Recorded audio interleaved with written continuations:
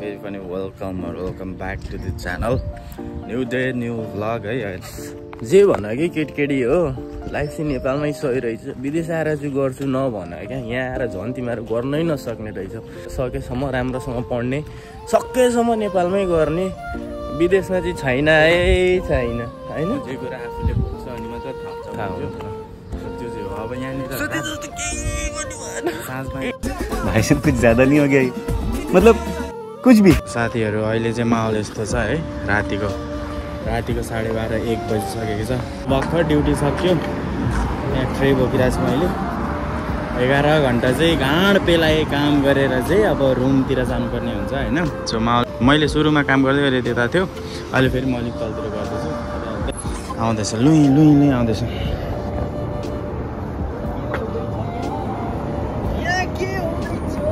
एघार घन्टा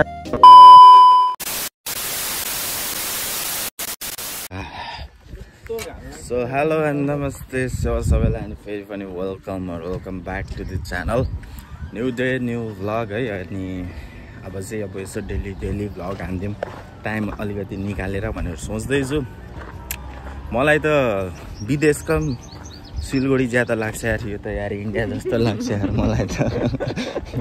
यहाँ कुन एङ्गलले विदेश भन्ने भाइ, सुरुमा आउँदा त राति आइपुग्यो हो। अनि राति त ठिकै थियो होइन, लाइट साइट बले थियो, विदेशै हो कि के हो भन्ने जस्तो भयो। साला भोलि बिहान उठेर हेर्छु, ला मलाई त नेपालमै लिएर छोडिदियो क्या हो प्लेनले। 4.5 घन्टा 5 घन्टा त उडाएको थियो बे। यता त हेरौँ न, पाहाडहरू छ, चट्टान। घामको कुरा नगरौँ होइन। अब गएर 10 घन्टा पेलाइ हुन्छ हाम्रो। अब हामी दुईजना सँगै नै छौँ आज। हामी पनि पहिला अब नेपालमा हुँदा चाहिँ के भन्थ्यौँ त्यसरी होइन, अर्को हातले। जे भन कि केटकेटी हो, लाइफ चाहिँ नेपालमै सही रहेछ। विदेश आएर चाहिँ गर्छु नभन क्या, यहाँ आएर झन् तिमीहरू गर्नै नसक्ने रहेछ। यो मान्छे केही नगरी 24 घन्टा सुत्ने सुँगुर। म त घरमा, मेरो घर पाहाड, वाल्डै काम गर्नुपर्ने होइन। म त सक्छु भने म पनि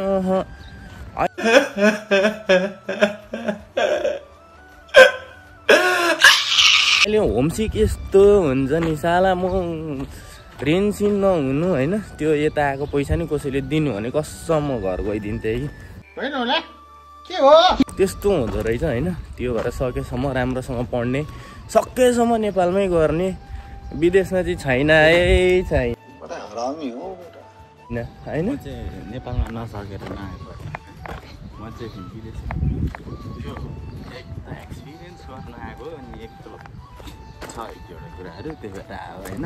जस तर के भन्छ, विदेश चाहिँ नेपालमा बसेर कहिले भिसा लाग्छ म कहिले उडिहाल्नु चाहिँ नभन।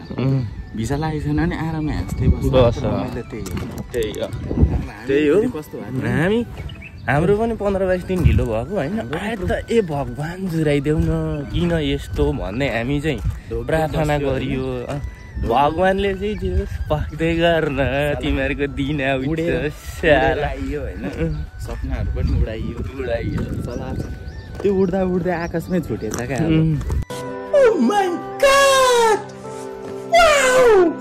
त्यो खुसी, त्यो हाँसो सबै छुटेछ यार।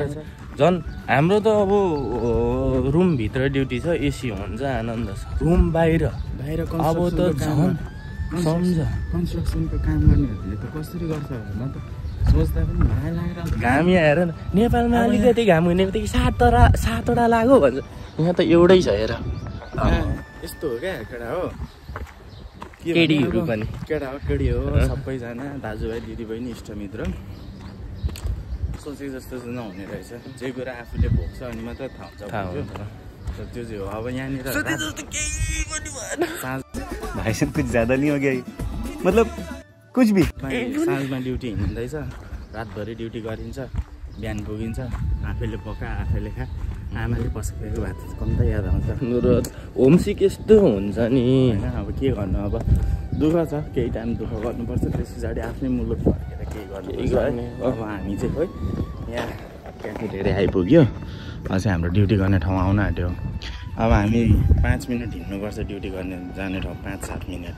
साला हिँड्दा त अच्छा भन्नुपर्छ। साला बाहिर कन्स्ट्रक्सनको काम गर्नेहरूले कसरी गर्दैछ, बिजोग एमएमएससी त्यही हो यसमै जान्छन् चट्टसँग यसमै जान्छ ड्युटी गर्नेहरू अब हाम्रो चाहिँ यता लाग्नुपर्छ है ल अब एकैचोटि भरे अब छुट्टी भएर त भेट्ने होला नि है बिचमा एकछिन भेटिन्छ होला है ल मिलेछ भने ओके सुरुमा छ गाड हानिदिन्छ म्यानेजरले गाइस सुरुमा छौँ होइन सबले पिल्ने मात्र खोज्छ के गर्ने दस्ने फेरि स्नेक बाइटहरू आम्मामा दुध खुवाएर सर्प पालिएछ सर्प पालिएको छ तिमीहरू त त्यो त्यो सानो कुरो 5 रुपियाँ दिन भने नि यस्तो विदेश आयो तिमीहरू विदेश अनि 1 रुपियाँको पनि भ्यालो बुझिन्छ गाह्रो छ यार गाह्रो छ ल अहिले चाहिँ राखेँ है त ल आइपुग्यो यस्तै हेर्दा विदेश जस्तो लाग्छ ल म साथीहरू अहिले चाहिँ माहौल यस्तो छ है रातिको 12:30 1 बजिसकेको छ भर्खर ड्युटी 1 बजे भनौँ न सो भर्खर ड्युटी सक्यो यहाँ ट्रे बोकिरहेको छु मैले 11 घन्टा चाहिँ घाँड पेलाए काम गरेर चाहिँ अब रुमतिर जानुपर्ने हुन्छ होइन सो माहौल यस्तो छ गाडीहरू कुदेकै छ अनि यो चाहिँ काइन्ड अफ अब डेली ब्लग ऱ्यान्डम भनौँ न म्याकडोनल्ड्स यहाँ पर छ मैले सुरुमा काम गर्दै गरेँ त्यता थियो अहिले फेरि म अलिक तलतिर गर्दैछु र त्यही हो मैले गर्ने चाहिँ नामहरू यताउता नभनौँ होइन जस बवाल छ रमाइलो छ अनि साथी यता गार्बेज फ्याल्नु गएको छ साथीलाई पर्खिरहेको छु अब है त ल अहिले भेट्छु है त अहिले चाहिँ एकछिन राख्छु आउँदैछ यहाँ आउँदैछ लुई आउँदैछ